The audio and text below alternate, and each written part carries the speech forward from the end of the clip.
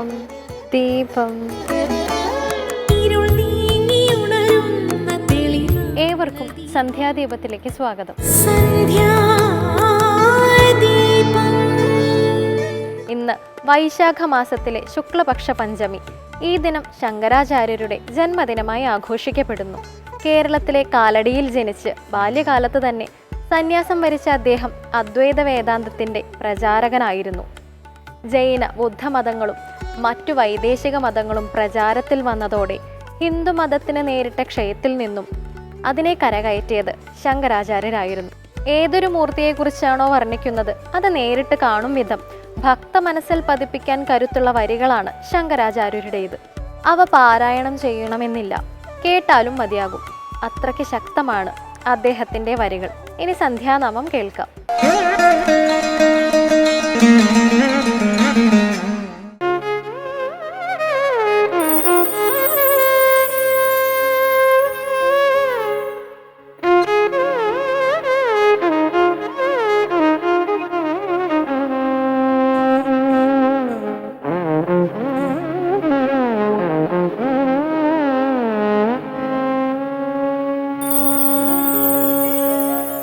राजगणपतिराय हो महाराज गणपतिराय हो, राजगणपतिराय हो महाराज गणपतिराय हो, राजगणपतिराय हो महाराज गणपतिराय हो, राजगणपतिराय हो महाराज गणपतिराय हो, महाराज गणपतिराय हो राजगणपतिराय हो, राजगणपतिराय हो महाराज गणपतिराय हो, महाराज गणपतिराय हो राज गणपतिराय हो, राज गणपतिराय हो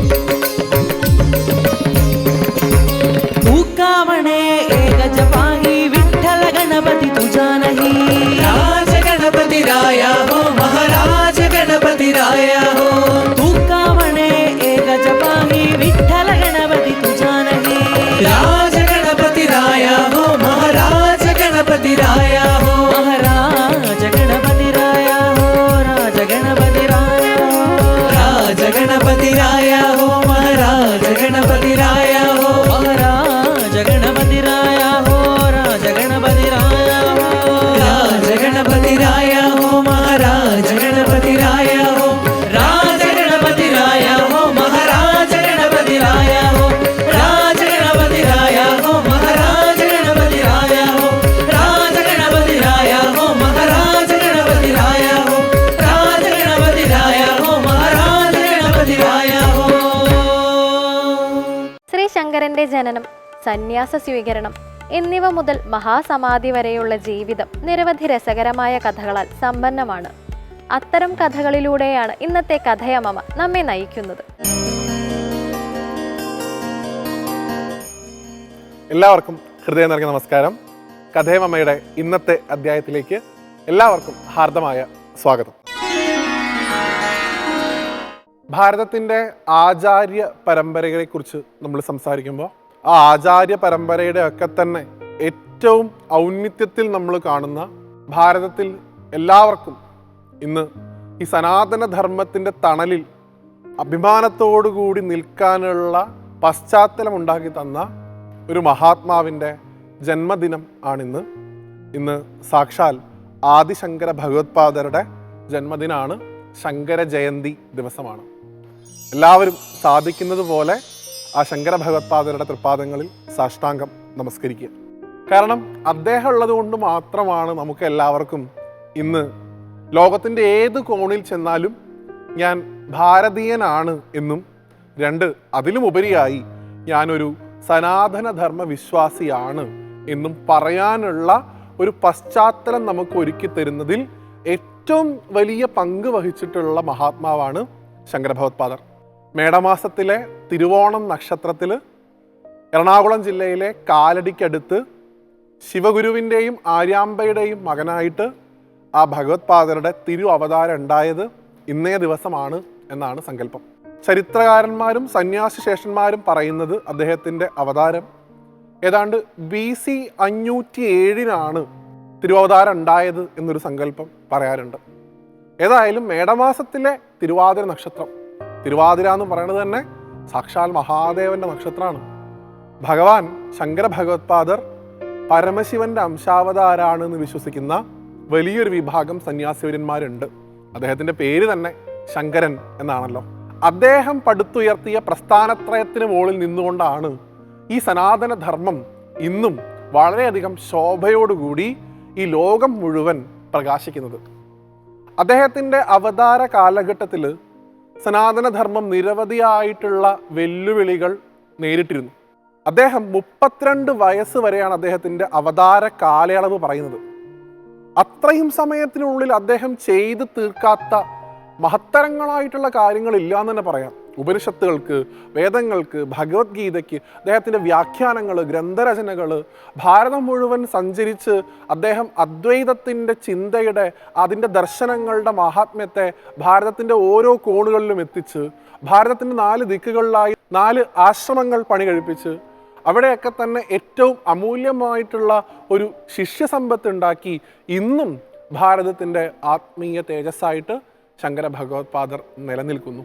ഒരു മലയാളി എന്നോണം, ഒരു കേരളീയൻ എന്നോണം നമുക്ക് അഭിമാനിക്കാൻ ഇതിലും കൂടുതൽ എന്താണ് വേണ്ടത്? ശങ്കര ഭഗവത്പാദരുടെ അവതാരം ഉണ്ടായിട്ടുള്ള കേരളത്തിലാണ് നമ്മൾ ജീവിക്കുന്നത് അല്ലെങ്കിൽ ജനിച്ചത് എന്നുള്ളത് തന്നെ ഏറ്റവും അഭിമാനകരമായിട്ടുള്ളൊരു കാര്യമാണ്. അപ്പോൾ അദ്ദേഹത്തിൻ്റെ ജന്മനാട്ടിൽ ജീവിക്കുന്ന നമ്മൾ ഓരോരുത്തരും അദ്ദേഹം പഠിപ്പിച്ച അദ്വൈത സിദ്ധാന്തത്തിൻ്റെ മൂല്യങ്ങളെ സദാ മുറുകെ പിടിച്ചുകൊണ്ട് വേണം നമ്മുടെ ജീവിതം മുന്നോട്ട് നയിക്കാൻ എന്നുള്ള എളിയ സന്ദേശമാണ് ഈ ശങ്കര ജയന്തി ദിവസം മുന്നോട്ട് വയ്ക്കാനുള്ളത്. അദ്ദേഹത്തിൻ്റെ നിരവധിയായിട്ടുള്ള കൃതികളുണ്ട്. മനുഷ്യ പഞ്ചക ആയിക്കോട്ടെ, മാതൃപഞ്ചക ആയിക്കോട്ടെ, അദ്ദേഹത്തിൻ്റെ നിരവധിയായിട്ടുള്ള കൃതികളിലൂടെയൊക്കെ നമ്മൾ സഞ്ചരിക്കുമ്പോൾ ആത്യന്തികമായിട്ട് നമുക്ക് കാണാൻ സാധിക്കുക ഈ അദ്വൈത ഭാവമാണ്. അദ്ദേഹം തൻ്റെ അമ്മയെക്കുറിച്ച് പാടിയിട്ടുള്ള മാതൃപഞ്ചകമൊക്കെ കേട്ട് കഴിഞ്ഞാൽ ഏതൊരു മനുഷ്യനും, തൻ്റെ അമ്മയെ അളവറ്റ് സ്നേഹിക്കുന്ന ഒരാൾക്ക് അതൊക്കെ കണ്ണീരില്ലാതെ കേട്ടു നിൽക്കാൻ സാധിക്കില്ല എന്നാണ് പറയുക. അത്രയധികം മഹത്തരമായിട്ടുള്ള നിരവധിയായിട്ടുള്ള കൃതികൾ അദ്ദേഹത്തിൻ്റെ ഭാഗത്തുനിന്നുണ്ട്. സർവജ്ഞപീഠം കേടിയിട്ടുള്ള മഹാത്മാവാണ് അദ്ദേഹം. മൂകാംബികാദേവിയായിട്ട് ബന്ധപ്പെട്ടുള്ള അദ്ദേഹത്തിൻ്റെ കഥകളുണ്ട്. അങ്ങനെ ഭാരതത്തിൻ്റെ ഏതൊക്കെ പാരമ്പര്യങ്ങൾ നോക്കിയാലും എവിടെയെങ്കിലുമൊക്കെ ശങ്കര ഭഗവത്പാദരുടെ ഒരു കാൽപ്പാട് കാണാതിരിക്കാൻ നമുക്ക് സാധിക്കില്ല. എന്തിനധികം പറയുന്നത്, നമ്മൾ പലതവണ കഥേമമ്മയിൽ തന്നെ പരിചയപ്പെട്ടിട്ടുണ്ട്. ഗുരുവായൂർ ക്ഷേത്രത്തിലേത് പോലും പൂജാവിധാനങ്ങൾ തിട്ടപ്പെടുത്തിയിട്ടുള്ളത് ശങ്കര ഭഗവത്പാദരാണ്. കാടാമ്പുഴ ക്ഷേത്രത്തിൽ പ്രതിഷ്ഠ നടത്തിയിട്ടുള്ളത് ശങ്കര ഭഗവത്പാദരാണ്. കൊടുങ്ങല്ലൂർ ക്ഷേത്രമായിട്ട് ബന്ധപ്പെട്ടിട്ടും ശങ്കര ഭഗവത്പാദരുടെ പാരമ്പര്യം പറയാറുണ്ട്. അങ്ങനെ നമ്മൾ നോക്കുമ്പോൾ എല്ലായിടത്തും ശങ്കര ഭഗവത്പാദരുടെ ഒരു കയ്യൊപ്പ് കാണാതിരിക്കാൻ സാധിക്കില്ല.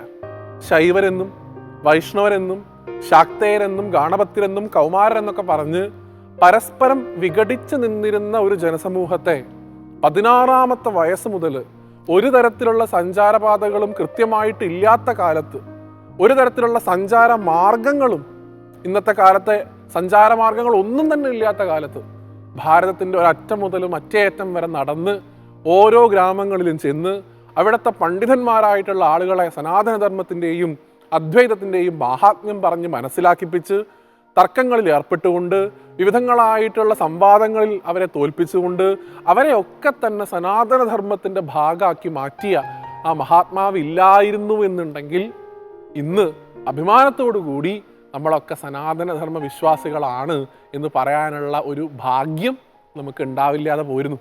അപ്പം അതുകൊണ്ട് തന്നെ ആ ഭഗവത്പാദർ ഉള്ളത് കൊണ്ടാണ് നമുക്ക് ഇന്ന് ഈ സാഹചര്യങ്ങളൊക്കെ ഉണ്ടായത്, ഇക്കണ്ട ക്ഷേത്രങ്ങളൊക്കെ ഉണ്ടായത്, അവിടത്തെയൊക്കെ അനുഷ്ഠാന രീതികളൊക്കെ ചിട്ടപ്പെട്ടത്. അതൊക്കെ ഭഗവത്പാദരുടെ ഇടപാട് കൊണ്ടാണ് എന്നുള്ള ഒരു ബോധ്യത്തോടു കൂടി നന്ദിയോടുകൂടി അദ്ദേഹത്തെ സ്മരിക്കുക. സാധിക്കുന്നത്ര അദ്ദേഹം പറഞ്ഞു തന്നിട്ടുള്ള മൂല്യങ്ങളെ ജീവിതത്തിൽ പ്രാവർത്തികമാക്കാൻ നോക്കുക. ഇന്നും പല സ്ഥലത്തും നമ്മൾ കാണുന്നുണ്ട് ഈ ദേവതകളുടെ പേരുകൾ പറഞ്ഞുകൊണ്ടുള്ള കലഹങ്ങൾ. വിഷ്ണുവിനെ അധികമായിട്ട് ആരാധിക്കുന്നവർ ശിവനെ താഴ്ത്തി സംസാരിക്കുന്നു, ഭഗവതിയെ അതിയായിട്ട് സ്നേഹിക്കുന്നവർ വിഷ്ണുവിനെ താഴ്ത്തി സംസാരിക്കുന്നു. ഇന്നും ഈ ദേവതകളുടെ പേര് പറഞ്ഞുകൊണ്ടുള്ള കലഹം പലയിടത്തും കേരളത്തിൽ ഉൾപ്പെടെ നമുക്ക് കാണാൻ സാധിക്കും. ആരുടെ മണ്ണിൽ നിന്നുകൊണ്ടാണ് ഈ ഭേദചിന്ത നമ്മൾ ഉയർത്തുന്നത്? ഇതെല്ലാം ആത്യന്തികമായിട്ട് ആ ബ്രഹ്മം തന്നെയാണ് എന്ന് കേരളത്തെ മാത്രമല്ല, ഈ ഭാരതത്തെ മാത്രമല്ല, ലോകത്തെ മുഴുവൻ പഠിപ്പിച്ച ആ ശങ്കര ഭഗവത്പാദരുടെ മണ്ണിൽ നിന്നുകൊണ്ടാണ് ഈ ദേവതകളുടെ പേരിനെ ചൊല്ലിയുള്ള കലഹം ഇന്ന് നമ്മൾ നടത്തിക്കൊണ്ടിരിക്കുന്നത്. അപ്പം സാധിക്കുന്നുണ്ടെങ്കിൽ അതൊക്കെ അവസാനിപ്പിച്ച് അദ്ദേഹത്തിൻ്റെ ഏതെങ്കിലും ഒരു കൃതി അല്ലെങ്കിൽ ഏതെങ്കിലും ഒരു വ്യാഖ്യാനം അതിനെ നമ്മുടെ സ്വന്തം ജീവിതത്തിലേക്ക് പകർത്തിക്കൊണ്ട്, ഒപ്പം അദ്ദേഹത്തിൻ്റെ ഒരു ശ്ലോകമെങ്കിലും നമ്മുടെ വീട്ടിലെ കുട്ടികളെ കൊണ്ട് പഠിപ്പിച്ച് അതിൻ്റെ മൂല്യം എന്താണെന്ന് അവരുടെ ജീവിതത്തിൽ പ്രാവർത്തികമാക്കാൻ അവരെ ചെറിയ പ്രായത്തിൽ തന്നെ അഭ്യസിപ്പിച്ച് ശങ്കര ഭഗവത്പാദർ എങ്ങനെയാണോ ഏറ്റവും ചെറിയൊരു കാലയളവിൽ തന്നെ ഈ ഭാരതഭൂമിയെ ഏറ്റവും പവിത്രമാക്കി തീർക്കാൻ അദ്ദേഹത്തിൻ്റെ ജീവിതം തന്നെ ഒഴിഞ്ഞു വെച്ചത്, അതുപോലെ നമ്മളുടെ ഓരോ പുതിയ തലമുറയിലുള്ള കുട്ടികളും ഭാവിയിലെ ശങ്കര ഭഗവത്പാദരുടെ പിൻഗാമികളായിട്ട് മാറട്ടെ എന്ന് ആശംസിച്ചുകൊണ്ട് അടുത്ത വർഷത്തെ ശങ്കര ജയന്തി വരെയുള്ള എല്ലാ സമയത്തും ഇനിയുള്ള എൻ്റെ ദിവസങ്ങളിൽ ഒരു തവണയെങ്കിലും ഭഗവത്പാദരുടെ ഏതെങ്കിലും ഒരു കൃതി, ഒരു ശ്ലോകം എൻ്റെ ജീവിതത്തിൻ്റെ ഭാഗമാക്കി ഞാൻ നിരന്തരം അഭ്യസിക്കും എന്നുള്ളൊരു പ്രതിജ്ഞ കൂടി എടുത്തുകൊണ്ട് ഇന്നത്തെ ഈ അധ്യായത്തിൽ നിന്ന് വിടവാങ്ങുന്നു. എല്ലാവർക്കും ശങ്കര ഭഗവത്പാദരുടെ ജയന്തി ആശംസകൾ ഒരിക്കൽ കൂടി നേരുന്നു. അടുത്തൊരു കഥയുമായി വീണ്ടും കാണുന്നവരെ എല്ലാവർക്കും നന്ദി, നമസ്തേ.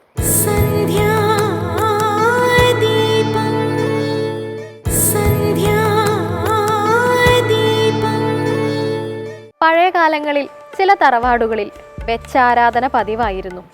എന്നാൽ തറവാട് ഭാഗം വെച്ച് പൊളിക്കുന്ന വേളയിൽ അതെല്ലാം എടുത്ത് കടലിൽ ഒഴുക്കിയാൽ മതിയെന്ന് വിശ്വസിച്ച് അത്തരത്തിൽ പ്രവർത്തിക്കുന്നവരുണ്ട്. അത്തരം സാഹചര്യങ്ങളിൽ അതിലെ ശക്തിയെ ആവാഹിച്ച് മറ്റേതെങ്കിലും ആരാധനാലയത്തിലേക്ക് മാറ്റുകയാണ് ചെയ്യേണ്ടത്. ഇനി ഇന്നത്തെ ദീപാരാധന കാഴ്ചയ്ക്കായി ക്ഷേത്രാങ്കണത്തിലേക്ക് പോകാം.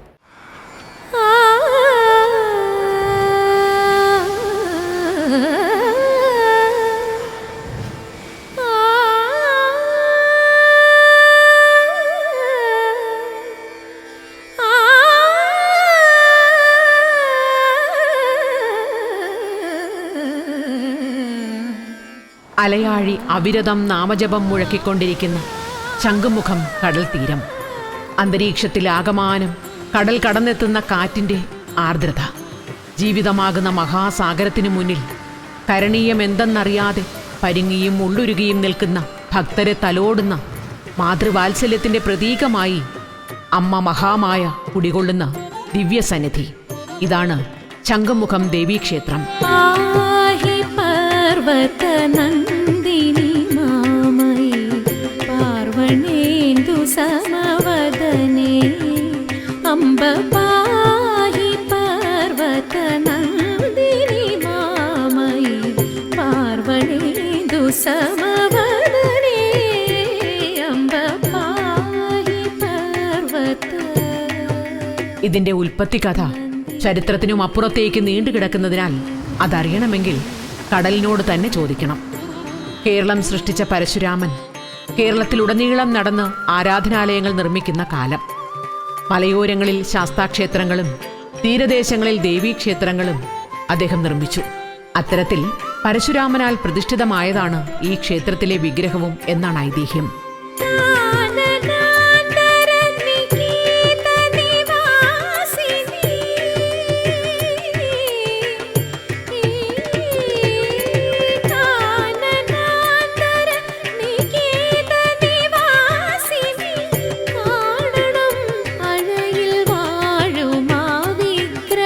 പരശുരാമൻ പ്രതിഷ്ഠിച്ച 108 ദുർഗാലയങ്ങളിൽ ഒന്നാണ് ശംഖുമുഖം ദേവീക്ഷേത്രം.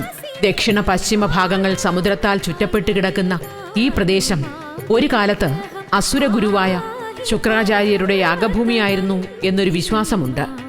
യാഗഭൂമിയിൽ അനേകം നാളുകൾ ശുക്രാചാര്യരും ഭാര്യയും ദേവീധ്യാന നിരതരായി ഇരുന്നിട്ടും ദേവി കണ്ണു തുറന്ന് കടാക്ഷിച്ചില്ല. ദുഃഖിതനായ ശുക്രാചാര്യർ ദേവിയെ ഉണർത്തുന്നതിനു വേണ്ടി തന്റെ കയ്യിലിരുന്ന ശംഖ് ഉച്ചത്തിൽ വിളിച്ചുവെന്നും അത് കേട്ട് കൺതുറന്ന ദേവി ശംഖും അതിനു പിന്നിൽ മുഖവുമാണ് ആദ്യം ദർശിച്ചത്. അതിനാലാണ് ഈ പ്രദേശം ശംഖുമുഖം എന്നറിയപ്പെട്ടതെന്നും വിശ്വസിക്കുന്നവരുണ്ട്.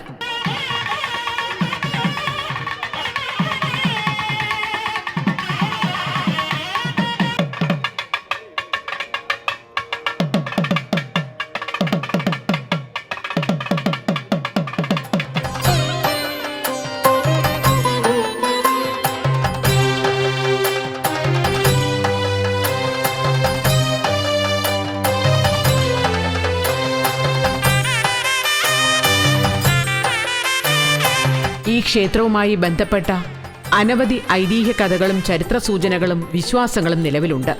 ദുർഗാക്ഷേത്ര നാമാവലിയിൽ പരാമർശിക്കുന്ന ആഴിയൂർ ക്ഷേത്രം ഇതാണെന്നാണ് ഒരു വിശ്വാസം.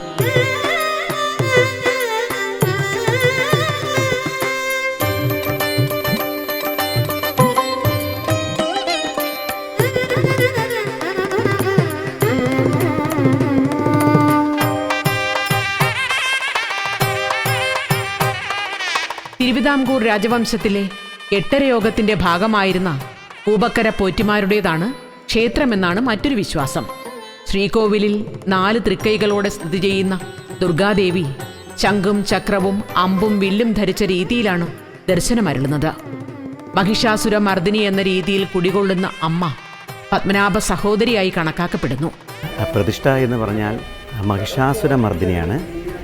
അത് നമ്മൾ സ്വാത്വികമായിട്ട് ദുർഗയുടെ പൂജയാണ് ഇവിടെ ചെയ്യുന്നത്. കാരണം അത്രയും രൗദ്രഭാവത്തിൽ നിൽക്കുന്ന ദേവിയെ സ്വാത്വികമായിട്ടാണ് ഇവിടെ ദുർഗാഭാവത്തിലാണ് ഇവിടെ പൂജിക്കുന്നത്. പാടിച്ച് സന്തതിയുടെ ദോഷങ്ങൾ ഒഴിയാൻ നാഗരാജാവു നാഗേക്ഷ്യമ്മ തിരുമുൻപാകെ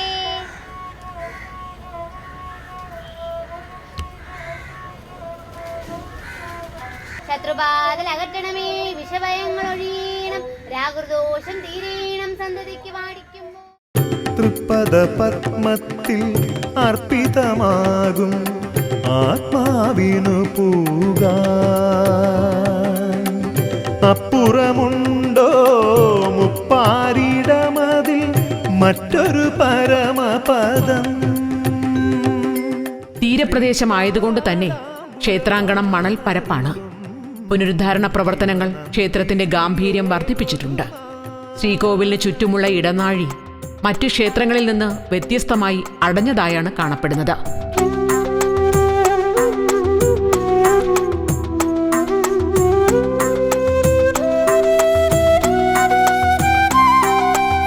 ദുർഗാഷ്ടമി, മഹാനവമി, വിജയദശമി എന്നിവ വിപുലമായി ഇവിടെ ആഘോഷിച്ചു വരുന്നു. ഓരോ മാസത്തിലെയും വെളുത്ത വാവ് ഇവിടുത്തെ ഒരു പ്രധാന ദിവസമാണ്. മീനമാസത്തിലെ കാർത്തികയ്ക്ക് ആറാട്ട് വരുന്ന രീതിയിലാണ് ഇവിടെ 10 ദിവസത്തെ ഉത്സവം നടക്കുന്നത്.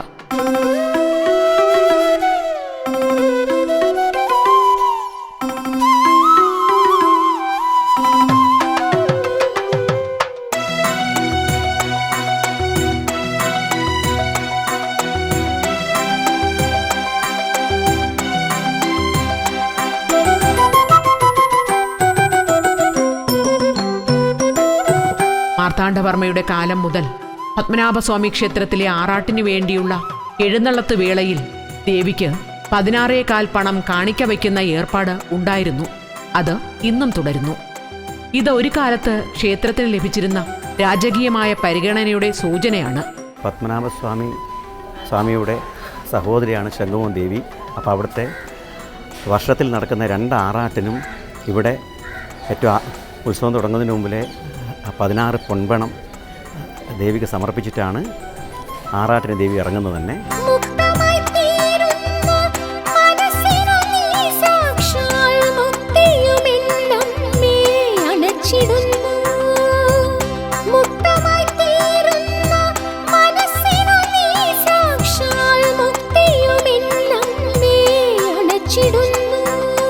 കുരുക്ഷേത്ര യുദ്ധകാലത്ത് തന്റെ ശിഷ്യന്മാരും തന്റെ സൈന്യങ്ങളും തന്റെ സഹോദരനും വിവിധ ചേരിയിലായി ചിതറിക്കിടന്ന് പരസ്പരം യുദ്ധത്തിലേർപ്പെടുന്നത് കണ്ട് മനസ്സുമടുത്ത ബലരാമൻ തീർത്ഥയാത്രയ്ക്കായി പോയി എന്നും ആ തീർത്ഥയാത്രയ്ക്കിടയിൽ ഈ പ്രദേശവും സന്ദർശിച്ചു എന്നുമാണ് ഒരു വിശ്വാസം.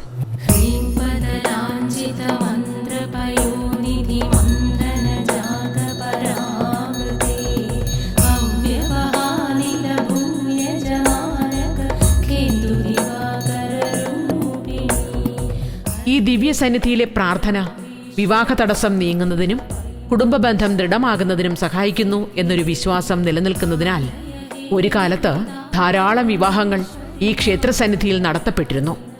പിന്നീട് ക്ഷയിച്ചുപോയ ക്ഷേത്രം ഇന്ന് പൂർവ്വകാല പ്രൗഢിയെയും വെല്ലുന്ന തരത്തിൽ പുനരുദ്ധരിക്കപ്പെട്ടിരിക്കുന്നു.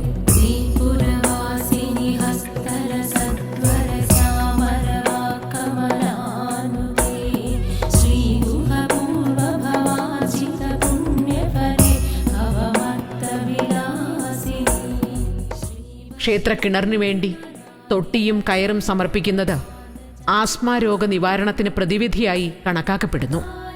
ഇന്ന് വൈകുന്നേരം സമർപ്പിച്ചത് പിറ്റേ ദിവസം രാവിലെ ഇവിടുത്തെ കിണറിൽ നിന്ന് നമ്മൾ ആ തൊട്ടിയും കയറും വെച്ചാണ് വെള്ളം കോരി ദേവിക്ക് അഭിഷേകം കഴിച്ച് അന്ന് രാവിലെ ആ തീർത്ഥം പഥ്യത്തോടു കൂടി സേവിക്കുക എന്നുള്ളതാണ്. പ്രശാന്ത ചാരുതയാൽ സഞ്ചാരികളെയും വിശ്വാസപ്പെരുമയാൽ ഭക്തജനങ്ങളെയും ഒരുപോലെ ആകർഷിച്ചുകൊണ്ട് മാതൃഭാവത്തോടെ ദുർഗാഭഗവതി ഇവിടെ കുടിയിരിക്കുന്നു.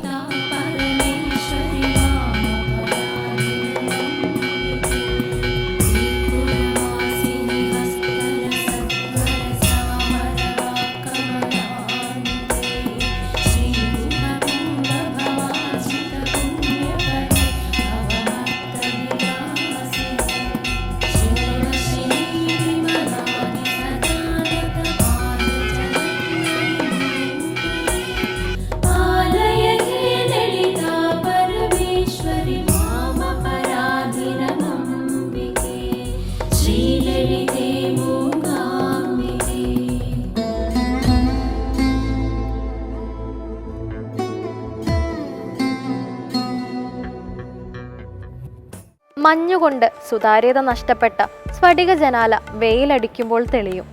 എന്നാൽ പൊടി പിടിച്ച ജനാല തെളിയണമെങ്കിൽ നാം അതിൻ്റെ പൊടി തുടച്ചു മാറ്റണം. നമ്മുടെ മനസ്സും അതുപോലെയാണ്. അറിവിൻ്റെ വെയിൽ തട്ടിയാൽ തെളിയും. എന്നിട്ടും തെളിഞ്ഞില്ലെങ്കിൽ നാം സ്വന്തം ശ്രമത്തിലൂടെ തുടച്ചു വൃത്തിയാക്കണം. ഇന്നത്തെ സന്ധ്യാദീപം ഇവിടെ പൂർണ്ണമാകുന്നു. ഏവർക്കും നന്ദി.